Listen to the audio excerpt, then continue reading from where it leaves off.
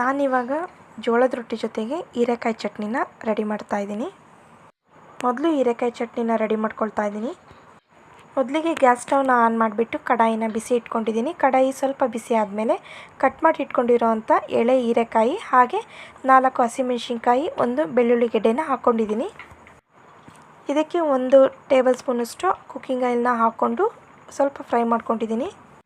ಇದಕ್ಕೆ ನಾನು 1 ಟೇಬಲ್ ಸ್ಪೂನಷ್ಟು ಕುಕ್ಕಿಂಗ್ ಆಯಿಲ್ನ ಹಾಕ್ಕೊಂಡು ಚೆನ್ನಾಗಿ ಸ್ವಲ್ಪ ಫ್ರೈ ಮಾಡ್ಕೊಂಡಿದ್ದೀನಿ. ಫ್ರೈ ಮಾಡಿಕೊಂಡು ತಣ್ಣಗಾಗಿಬಿಟ್ಟು ತಣ್ಣಗಾದಮೇಲೆ ನಾನು ಮಿಕ್ಸಿ ಜಾರಿಗೆ ಸ್ವಲ್ಪ ಕೊತ್ತಂಬರಿ ಸೊಪ್ಪು, ರುಚಿಗೆ ತಕ್ಕಷ್ಟು ಉಪ್ಪು ಹಾಗೆ ಹುರಿದಿರೋಂಥ ಹೀರೆಕಾಯಿ, ಹಸಿಮೆಣಸಿನ್ಕಾಯಿ, ಬೆಳ್ಳುಳ್ಳಿನ ಹಾಕ್ಕೊಂಡು ನೀರು ಹಾಕ್ಕೊಳ್ದೆ ಹಾಗೆ ಗ್ರೈಂಡ್ ಮಾಡ್ಕೊಳ್ತಾ ಇದ್ದೀನಿ. ಹೀಗೆ ಇದನ್ನು ನೀರು ಹಾಕ್ಕೊಳ್ದೆ ರುಬ್ಕೊಂಡಾದಮೇಲೆ ಈಗ ಸ್ಟೀಲ್ ಪಾತ್ರೆಗೆ 1 ಟೇಬಲ್ ಸ್ಪೂನಷ್ಟು ಕುಕ್ಕಿಂಗ್ ಆಯಿಲ್ನ ಚೆನ್ನಾಗಿ ಬಿಸಿ ಮಾಡ್ಕೊಳ್ತಾ ಇದ್ದೀನಿ. ಅದು ಚೆನ್ನಾಗಿ ಕಾದ್ಮೇಲೆ ಸಾಸಿವೆ ಕಾಳು ಹಾಗೆ ಸ್ವಲ್ಪ ಕರಿಬೇವಿನ ಸೊಪ್ಪನ್ನು ಒಗ್ಗರಣೆ ಕೊಡ್ತಾ ಇದ್ದೀನಿ. ಒಗ್ಗರಣೆ ಹಾಕಿದ ಮೇಲೆ ರುಬ್ಕೊಂಡಿರೋವಂಥ ಹೀರೆಕಾಯಿ ಪೇಸ್ಟನ್ನು ಹಾಕ್ಕೊಳ್ತಾ ಇದ್ದೀನಿ. ಈಗ ಇದನ್ನು ಚೆನ್ನಾಗಿ ಮಿಕ್ಸ್ ಮಾಡ್ಕೊಂಡಾದ್ಮೇಲೆ ಹೀರೆಕಾಯಿ ಚಟ್ನಿ ರೆಡಿಯಾಗುತ್ತೆ.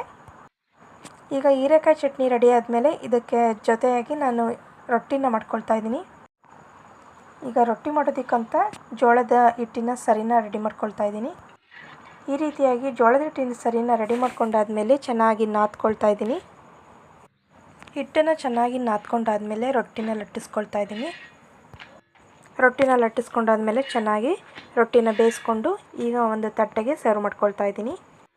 ರೊಟ್ಟಿ ಜೊತೆಗೆ ಹೀರೆಕಾಯಿ ಚಟ್ನಿ, ಮೊಸರು ಹಾಗೆ ಕೆಂಪು ಚಟ್ನಿನ ಹಾಕ್ಕೊಂಡು ಸರ್ವ್ ಮಾಡ್ಕೊಂಡಿದ್ದೀನಿ. ಹೀರೆಕಾಯಿ ಚಟ್ನಿ ಜೊತೆಗೆ ಜೋಳದ ರೊಟ್ಟಿ ಕಾಂಬಿನೇಷನ್ ತುಂಬ ಚೆನ್ನಾಗಿ ಬಂದಿದೆ. ನೀವು ಕೂಡ ಒಮ್ಮೆ ಟ್ರೈ ಮಾಡಿಬಿಟ್ಟು ಹೇಗಿದೆ ಅಂತ ಕಮೆಂಟ್ ಮಾಡಿ.